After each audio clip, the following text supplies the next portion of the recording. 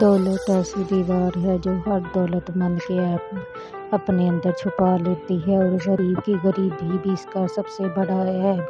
ہے جو چھپائے نہیں چھپتا۔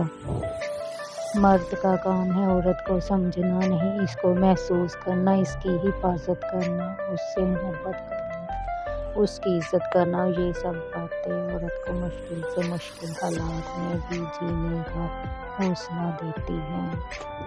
اگر آپ کسی انسان کو اپنے ذہن سے نہیں نکال پا رہے تو اس کا مطلب ہے کہ آپ بھی اس شخص کے ذہن میں موجود ہیں۔ عورت رو سکتی ہے، دلیلیں نہیں پیش کر سکتی،